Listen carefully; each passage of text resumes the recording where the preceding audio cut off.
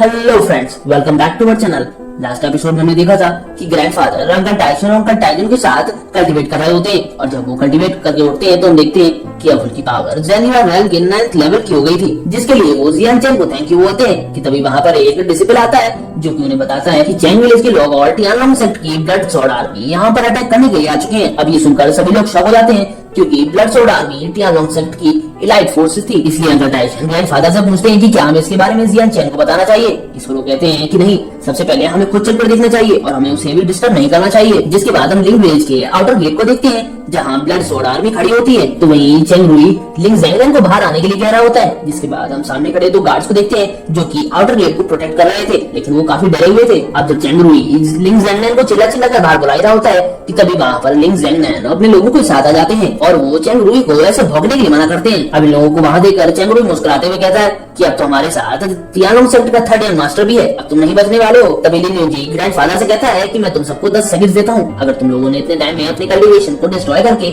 अपनी औरतों को हमारे सामने नहीं लेके आए तो हम तुम सभी को मार देंगे। तभी टियानलोंग सेक्ट का एक आदमी आगे बढ़कर अंकल टाइजन से कहता है कि मैंने सुना है कि तुम्हारी डॉटर बहुत ही ज्यादा खूबसूरत है, अगर तुम मुझसे भीख मांगोगे तो मैं उसे अपनी कॉन्क्यूबन बना लूंगा। इसका मतलब वो उसे अपनी रखल बनाने के लिए कह रहा था। अब ये सुनकर अंकल टाइजन को उस पर बहुत गुस्सा आता है और वो अपनी स्वॉर्ड निकालते हुए उस पर अटैक कर देती है। इस पर टियानलोंग सेक्ट का वो बंदा बिना कुछ सोचे समझे अंकल टाइजन से लड़ने के लिए चला जाता है, क्योंकि उसे ये लग रहा था कि अंकल टाइजन अभी भी 7 लेवल पर है और वो 8 लेवल पर है, इसलिए वो उन्हें आसानी से हरा देगा। ये देखकर चेंग रोक्जियू अंकल टाइजन का मजाक उड़ाती है, जिस पर चेंग रुई सब पर ध्यान रखने को कहता है ताकि कोई बीच में इंटरफेयर ना कर सके। फिर जैसे ही टियानलोंग सेक्ट का बंदा अंकल टाइजन पर अपने स्पीयर के साथ अटैक करता है, वैसे ही uncle Tyson shadow blood slash का फर्स्ट मूव उस पर यूज कर देते हैं। उनका ये अटैक इतना पावरफुल होता है कि टियानलोंग सेक्ट का बंदा उसे डॉज नहीं कर पाता है और ना ही उसे अच्छे से ब्लॉक कर पाता है, जिससे अंकल टाइजन का अटैक सीधे से जा लगता है, जिससे उसके साथ उसके घोड़े के भी बीच से 2 हिस्से हो जाते हैं। फिर अंकल टाइजन हंसते हुए चेंग फैमिली का मजाक उड़ाने लगते हैं और कहने लगते हैं कि चेंग फैमिली में कोई भी ऐसा नहीं है जो मेरे फर्स्ट मूव को भी डॉज कर पाए या उसे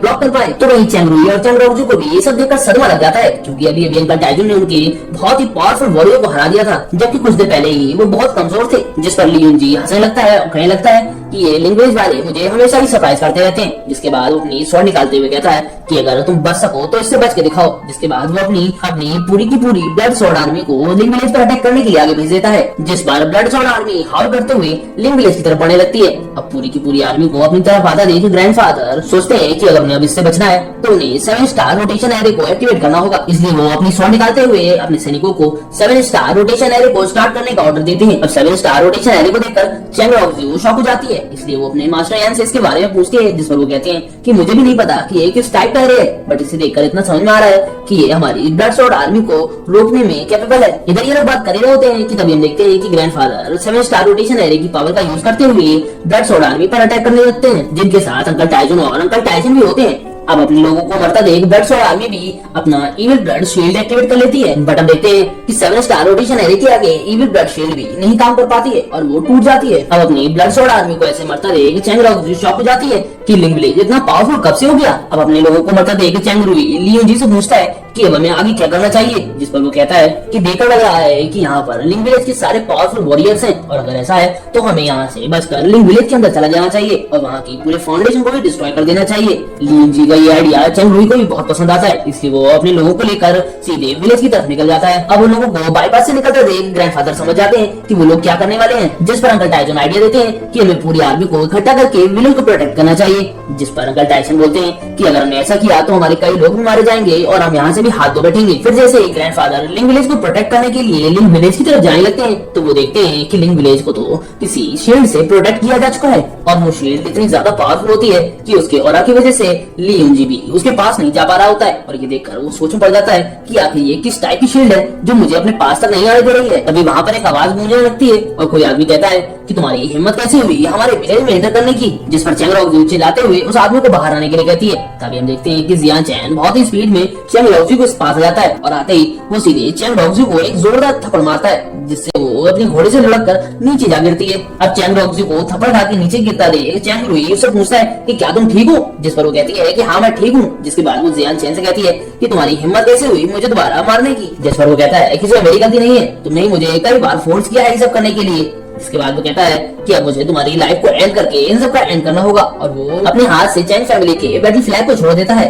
तो ये देखकर चैंग रुई भी हैरान हो जाता है कि आखिर इसने उसके बैटल फ्लैग को कब फाड़ दिया। तभी लियोन जी जियान चैन के सामने आता है और उसे कहता है कि तुमने मुझे आज इम्प्रेस कर दिया और मैं ये बात मान गया हूँ कि तुम्हारी फैमिली काफी पावरफुल है, और कहता है कि अगर तुम लोग हमारे टियानलोंग सेट को ज्वाइन कर लेते हो तो मैं तुम्हारी सारी गलतियों को माफ कर दूंगा। जिस पर जियान चैन अपनी स्वॉर्ड निकालते हुए कहता है कि अगर मैं ऐसा ना करना चाहूँ तो, जिस पर वो कहता है कि अगर ऐसा है तो जरा मेरे पीछे तो देखो, और वो अपने आदमियों से किसी को लाने के लिए कहता है। और जब उस आदमी को लाया जाता है तो हम देखते हैं कि वो कोई और नहीं जियान चैन के फादर लिंग टिक्सन है, जिन्हें चैन फैमिली ने बहुत ज्यादा टॉर्चर किया होता है और वो बहुत इंजर्ड भी होते हैं और काफी पेन में होते हैं। अब अपने फादर को इस कंडीशन में देखकर कोई भी बच्चा जो करता है वही जियान चैन करता है, वो सीधे अपने फादर को बचाने के लिए उसके पास चला जाता है। जियान चैन को टिक्सन के पास जाता देख लियोन जी कहता है कि तुम्हें क्या लगा कि हमारे सामने तुम अपने फादर को बचा पाओगे। उसके ऐसा कहते ही चैंग रुई जियान चैन को रोकने के लिए उसके सामने आ जाता है और वो उस पर अटैक कर देता है। पर हम देखते हैं कि जियान चैन अब इतना ज्यादा गुस्से में होता है कि अब वो ना उसे देखता है और ना ही किसी और को, और वो सीधे आगे बढ़ते हुए उसकी गर्दन पे एक लात मारता है जिससे उसकी गर्दन की हड्डी टूट जाती है और वो सीधे जमीन पर जा गिरता है। जिसके बाद जियान चैन सीधे कूदता हुआ अपने फादर के पास चला जाता है और सभी लोगों से कहता है कि अगर किसी में भी मुझे रोकने की हिम्मत है तो बस कोशिश करके देखो, मैं तुम सबको मार दूंगा। तो वहीं अपने फादर को ऐसी कंडीशन में देखकर चैंग रुई रोने लगती है क्योंकि अब उसके फादर मर चुके थे। जिसके बाद जियान चैन नीचे उतर आता है तो उसे देखकर चैंग फैमिली के सोल्जर्स घबराने लगते हैं और एक तो डर के मारे अपने पैंट में टॉयलेट कर देता है। जिसके बाद जियान चैन अपने फादर के पास जाता है और उनसे कहता है कि फादर आप बस थोड़ी देर और वेट कर लीजिए, मैं बस यहाँ का काम निपटा कर आपको यहाँ से रेस्क्यू कर ले जाऊंगा। अब चैंग रोक्जियो इतनी ज्यादा गुस्से में होती है कि वो अपनी पूरी पावर को अनलीश करते हुए जियान चैन के पास जाने लगती है और उसे कहने लगती है कि तुम्हारी हिम्मत कैसे हुई मेरे पिता को मारने की। तो जियान चैन कहता है कि तुमने मेरे फादर को बहुत ज्यादा टॉर्चर किया है, उसके बावजूद मैंने तुम्हें मर्सी दिखाई और तुम्हारे फादर को एक ही बार में कोई डेथ दे दी। बट चैंग रोक्जियो इतने ज्यादा गुस्से में होती है कि वो जियान चैन को मारने के लिए अपनी फैमिली की special technique roading flame palm technique का यूज कर देती है। बट उसका यह अटैक भी जियान चैन के सामने नहीं चलता है और जियान चैन बस उसको एक लात मारता है जिससे कि उसके मुंह से बहुत सारा खून आने लगता है। बट हम इसमें एक बात नोटिस कर पाते हैं कि जियान चैन उसकी पूरी बॉडी को छोड़कर सीधे उसकी चेस्ट पर अटैक करता है जिसकी वजह से वो दूर जा गिरती है और वो बहुत ज्यादा इंजर्ड भी हो जाती है। जिसके बाद चैंग रोक्जियो खुद को संभालते हुए जियान चैन से पूछती है कि तुम इतने पावरफुल कैसे हो गए। तो जियान चैन कहता है कि तुम्हें इसे जानने की जरूरत नहीं है, अब तो तुम्हें सिर्फ मरने की जरूरत है। जिस पर चैंग रोक्जियो चिल्लाते हुए जियान चैन से कहती है कि तुम ये मत सोचो कि ज़ेन युआनरेन बहुत ज्यादा ग्रेट है, और बताती है कि अब तो मैं टियानलोंग सेट के फर्स्ट ग्रेड प्री रिफाइनर यान चुन फैंग की स्टूडेंट हूँ और उन्होंने मुझे ऐसी ऐसी चीजें दी है जो कि तुम्हें कभी जिंदगी में देखने को भी नहीं मिलेंगी। जिसके बाद अपने पास से वो एक प्रिमिटिव पिल निकाल कर उसे दिखाती है और कहती है कि तुमने तो इसे कभी देखा भी नहीं होगा। जिस पर जियान चैन कहता है तो मैं क्या करूँ। तो वो कहती है कि तुम बस अपने आप को एलिमेंट दिखाते रहो और मैं तुम्हें दिखाती हूँ कि फर्स्ट ग्रेड प्रिमिटिव पिल की पावर क्या होती है और फर्स्ट ग्रेड पिल रिफाइनर की पावर क्या होती है। और वो उस प्रिमिटिव पिल को खा लेती है जिससे उसकी पावर एकदम से कई गुना इंक्रीज हो जाती है। जिसके बाद वो जियान चैन से कहती है कि वैसे मुझे तुम्हें मारने के लिए प्रिमिटिव पिल को वेस्ट करने की जरूरत नहीं है, बट इससे तुम खुद को प्राउड फील करोगे कि तुम मेरे हाथों से मारे गए। अब वो अपनी बढ़ाइयां कर रही होती है कि तभी जियान चैन अपने पास से कई सारी प्रिमिटिव पिल्स की बॉटल्स निकाल के वहाँ उसके सामने फेंक देता है और वो कहता है कि क्या तुम इसी की बात कर रही हो। अब जियान चैन के पास इतनी सारी प्रिमिटिव पिल्स को देखकर चैंग रोक्जियो तो बेचारी शॉक में चली जाती है। तभी वहाँ पर लिंग विलेज के कई सारे लोग जाते हैं जो अपनी अपनी प्रिमिटिव पिल्स की बॉटल्स दिखाते हुए उसे बताते हैं कि जियान चैन ने ये हमारे लिए बनाई है और हम तो रोज इसे मेजर फूड की तरह लेते हैं। अब ये देखकर तो चैंग रोक्जियो और भी ज्यादा शॉक हो जाती है क्योंकि उसे नहीं लगा था कि लिंग विलेज के पास इतनी सारी प्रिमिटिव पिल्स होंगी और वो लोग उसे मेजर फूड की तरह ले रहे होंगे। इसलिए वो जियान चैन से पूछती है कि तुमने इतनी सारी प्रिमिटिव पिल्स को अफोर्ड कैसे किया, ये तो बहुत ज्यादा प्रीशियस होती है। तो जियान चैन उससे कहता है कि ये तो हमारे लिए बिल्कुल जेली बीन्स की तरह है और हमारे यहाँ का कोई भी बच्चा इसे अफोर्ड कर सकता है। इस पर चैंग रोक्जियो को समझ में नहीं आता है कि आखिर ये कैसे पॉसिबल हो सकता है। इसलिए वो अपनी स्वॉर्ड निकालते हुए जियान चैन से कहती है कि ये इम्पॉसिबल है कि तुम्हारे ऐसे कचरे के पास इतनी सारी नॉलेज है और तुम एक पिल रिफाइनर भी हो। जिसके बाद वो जियान चैन को मारने के लिए उस पर अटैक करने लगती है। बट हम देखते हैं कि जियान चैन बहुत ज्यादा तेज होता है और वो उसके अटैक से हर बार खुद को इजीली बचा लेता है। जिसके बाद जियान चैन अपने पैर से उसके हाथ में एक जोरदार किक मारता है जिससे उसकी स्वॉर्ड उसके हाथ से छूट जाती है और जियान चैन अपनी स्वॉर्ड निकालकर सीधे चैंग रोक्जियो को मारने के लिए उस पर अटैक कर देता है। अब जियान चैन चैंग रोक्जियो को मार पाए उससे पहले ही उसे को रोक देता है और उसे पीछे की तरफ धकेल देता है और हम देखते हैं कि वो कोई और नहीं चैंग रोक्जियो के मास्टर यान होते हैं जो जियान चैन के पूछने पर बताते हैं कि मैं फर्स्ट ग्रेड पिल रिफाइनर यान चुनकी हूँ। तो जियान चैन कहता है कि अच्छा हुआ तुम सही टाइम पे आ गए। अब चैंग रोक्जियो को जख्मी देखकर लियोन जी बहुत गुस्से में आ जाता है और वो मास्टर यान से जियान चैन को मारने के लिए कह देता है। जिस पर मास्टर यान कहते हैं कि तुम फिक्र मत करो, अब मैं यहाँ आ गया हूँ तो मैं तुम्हें कुछ नहीं होने दूंगा और मैं 10 सेकंड में इसको सिर्फ लाकर तुम्हारे कदमों में डाल दूंगा। जिसके बाद वो जियान चैन पर अटैक करने के लिए रेडी हो जाते हैं। ये देखकर जियान चैन सोचता है कि आज पता लगेगा कि मास्टर यान कितने ज्यादा पावरफुल है। तब मास्टर यान अपनी रोलिंग फ्लेम टेक्निक के जरिए जियान चैन पर अटैक करने लगते हैं। तो ये देखकर जियान चैन भी अपनी शैडो ब्लड स्लैश का यूज करने लगता है और जैसे ही उन दोनों के अटैक एक दूसरे से टकराते हैं तो वहाँ पर एक धमाका होता है, जिसे देखकर लियन जी बहुत खुश होने लगता है और उसे लगता है कि मास्टर यान ने जियान चैन को मार दिया होगा। और चैन रॉक्सी को भी यही लगता है, तो वहीं मास्टर यान को भी लगता है कि अब शायद जियान चैन मारा जाएगा। तभी हम देखते हैं कि जियान चैन मुस्कुराते हुए कहता है कि क्या तुम्हारे पास यही है, और मुझे लगता है कि अगर तुम्हारे पास यही है तो तुम बच नहीं पाओगे।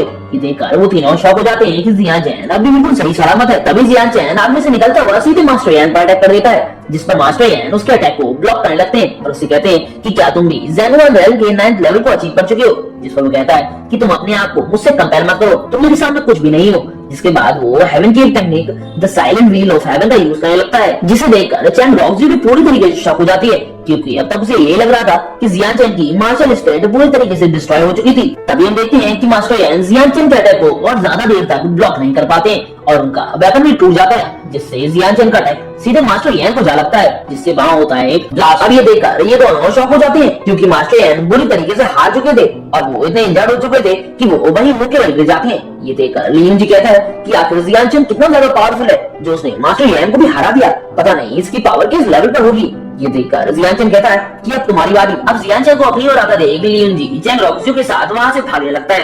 ये देखकर जियान चैन कहता है कि मैंने तुमसे पहले ही कहा था कि आज तुम्हें से यहाँ से कोई भी जिंदा नहीं जाने वाला है। जिसके बाद वो अपनी स्पीड टेक्निक का यूज करते हुए लियन जी के पास जाता है और उसपे एक किक मार देता है, जिसकी वजह से उसके मुंह से ब्लड आने लगता है और वो लड़ते हुए काफी दूर जा गिरता है। ये देखकर चैन रॉक्सी उसके पास जाती है और उसे उठा लेती है और पूछती है कि क्या आप ठीक हैं। जिस पर वो खांसते हुए कहता है कि मैं अभी तो ठीक हूँ, पर पता नहीं कितनी टाइम तक ठीक रहूंगा।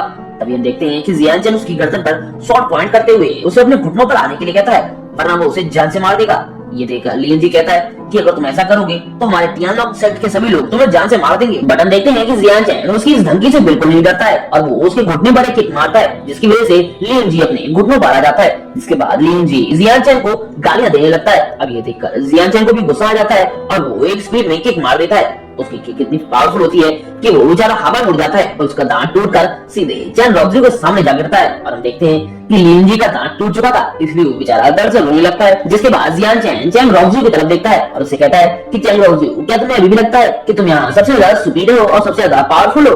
अब ये देखकर चैन रॉक्सी बेचारी शॉक में चली जाती है और घुटनों के बल नीचे बैठ जाती है और सोचती है कि जब मैं यहाँ आई थी तो मैंने सोचा था कि मैं जियान चैन को उसके घुटनों पर लाकर उससे अपनी जिंदगी की भीख मंगवाऊंगी और उसे बहुत ज्यादा टॉर्चर करूंगी और अलग अलग तरीकों से टॉर्चर करके उसे जान से मार दूंगी। बट देखो क्या हो गया, मास्टर यान भी हार गए और लियन जी भी हार गया और सोचने लगती है कि आखिर ये क्या हो गया, मैं तो यहाँ जियान चैन को मारने आई थी बट अब मैं खुद ही मरने आ रही हूँ, वो भी जियान चैन के हाथों। जिसके बाद वो अपनी डेथ को एक्सेप्ट कर लेती है और जियान चैन की तरफ देखने लगती है, जिस पर जियान चैन उसे कहता है कि मैं तुम्हें हमारी एंगेजमेंट तोड़ने के लिए बिल्कुल भी ब्लेम नहीं करूंगा, बट तुमने मुझ पर अटैक किया, मेरी फैमिली पर भी अटैक किया और मेरे फादर को कैद कर लिया और उन्हें पूरी तरीके से टॉर्चर भी किया, इसीलिए अब तुम्हें इन सब की कीमत अपनी जान देकर चुकानी होगी। जिसके बाद वो उसे मारने के लिए आगे बढ़ने लगता है और जैसे ही वो उस पर अटैक करता है तो वहाँ उसका एक नौकर आ जाता है, जिसके पास उसके लिए एक बुरी खबर होती है।